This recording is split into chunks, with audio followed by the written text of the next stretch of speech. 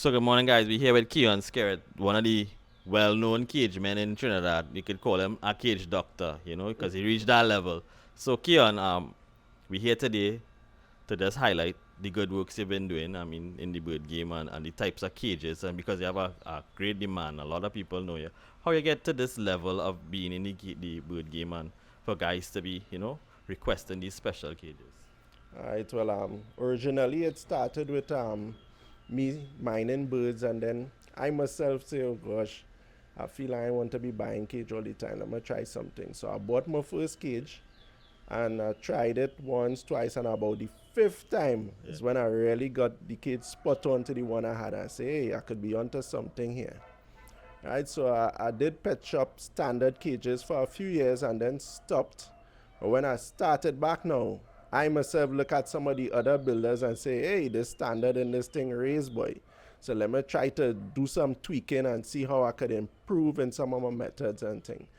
Particularly like with the customized cages, when I started doing the camo and stuff, I started getting a little recognition with that. And using different materials, different products and things, and I was able to raise the standard to a level that what you would see now. And one of the conversations you had on the group was, even though you have this nice cage, you must be able to see the bird. Tell me more about the ability to see the bird through the cages. Yeah, sometimes as a cage builder, you look at other people work, you see things and you might say, yeah, I could do that, let me implement that into my cage. And you could reach a point where is a lot of overkill. Sometimes you make a complete revolution and come back to the point where you could stick to the basics and focus on your neatness and so on. So what I did is pay attention to the spacing of the wire. I pay attention to the fact, as you just said, that the bird should be the showman of the cage. Even though the cage looking nice and looking pretty, the bird is still what had to stand out. So sometimes, the thickness of the wood, not too thin, but at a proper thinness where you could stand back about 20 feet and really see the bird standing out. Yeah. So, I mean, you have a long history in the bird game, and, a lot of guys know you, and, they know the quality of your work. Where this passion and this ability to, deliver these high-end cages and, just in general be in the bird game, where it came from? You come into the game, it had some other builders that didn't know me. I don't really see them building now, but they would be critical, but I would put it as good criticism. Criticism to give me that drive to say, you know what? Let me really do what I had to do to really try and prove myself. So that was the initial thing, but then remember, you had to have a love too. This thing is not just about being competitive. You have to have a love. And then, well, who know me, they will know that, I love brown birds, right?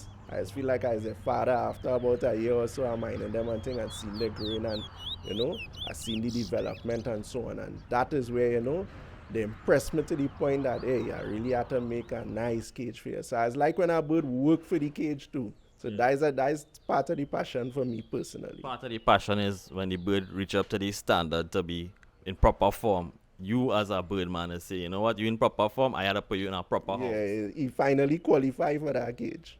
So a man will say, hey, you see when you're doing my cage, you'll make this adjustment for me. I want a little more height, I want a little more width. Make the jumping sticks a little fatter. Make the jumping sticks different sizes, things like that. So you see the good feedback that keep coming in, you realize it will keep evolving. And I even said that to a couple guys up to about 3 years ago. I say, watch me, every year I still in the cycle where every year I just get a little better and a little better. And I would still say that now. I'll believe that, let me say, even 3 to 5 years from now, right, I would be able to make a lot more adjustments and probably reach further than where I am now. Yeah, because personally, I move around a lot of grounds, and I come across a lot of different cages, and your cage, a KS cage, stands out. You could see it in the look of the cage, the type of wood in the cage, and it have a certain sheen. In 15 or 20 cage, you could spot your cage from a distance. Yeah. And you could see the passion and the love in the work for the cages, you know what I mean? I came here today because I ordered a cage. So we're going to see what's the special cage that, Birdman TT going to get. So I'm going to let you do the honor and show them the cage. All right. And let me talk about it. Here. Right, so this cage here, it have 7 different types of wood. Right, in the actual structure of the cage, this cage have 5 different types in the structure. Let me bring it forward, yeah. Right? Yeah, I'll hold it. Yeah. And in the jumping sticks in particular, we have 2 of the type of wood, right? So we have salmon, we have apple mat, right? We have purple heart, we have teak, we have tofferite, we have cedar, we have white pine. Really a nice cage, right? I paid a lot of attention in particular to the jumping sticks, especially up on top by the diamond. Each stick have its own unique size, right? Scratch and shave to where the foot will get the different grips on top in particular, and then the different type of wood as well just play a part, right? A nice teak draw board, can't go wrong at all. And let's talk about in terms of the strength of the cage. The Yeah. strength. Right. So even though it's a mixed wood cage, as I tell you have to pay attention to detail. So you would find like the teak now form most of the thin part of the wood for the structure to keep that strength. Because of teak being a strong wood, even though I shave it down to a nice thinness, the teak will keep the strength. Right? The bottom threader is tougher because normally go narrow on this bottom threader here. Right? The top threader is teak again for the strength because it holding the curve trap wires and so on. The upper mat is what I use for the angle top. The salmon, nice strength, a 5/8 thickness to hold the cupboard handle. Yeah. Which he wanted, eh? Let me tell you that. Yeah, He yeah, wanted yeah, the yeah. cupboard handle. I wanted that look. You know what I mean? Yes, So I wanted it. really nice. I wanted it. So we're doing the little handoffs. This is the Birdman TT special.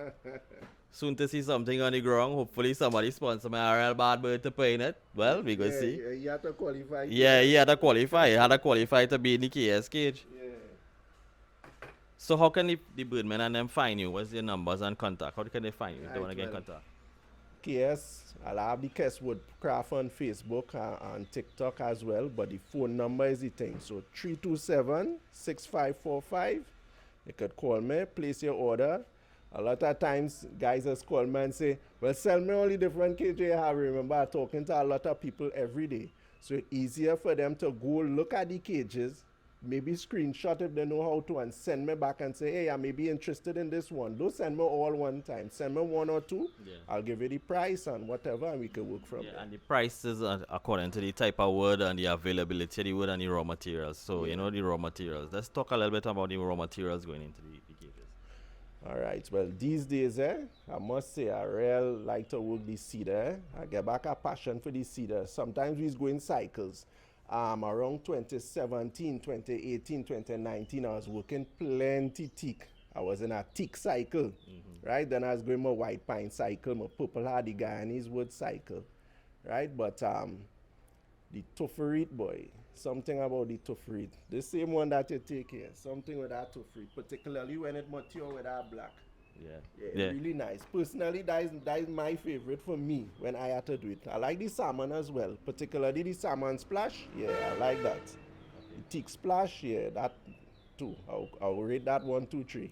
1, 2, 3. So we just want to congratulate you on the nice work. I'm glad for my cage. Yeah, man. I know I get it real special, and anytime you need a custom cage and you want a custom look on the ground, you could always contact him. He gave us his number. Give him the number again. Yeah, 327-6545. Yeah. So we here with Bird Tribe, and we just looking at the different birdmen and the birds, the people behind the bird community, and we still giving them the support. Birdman TT, we out.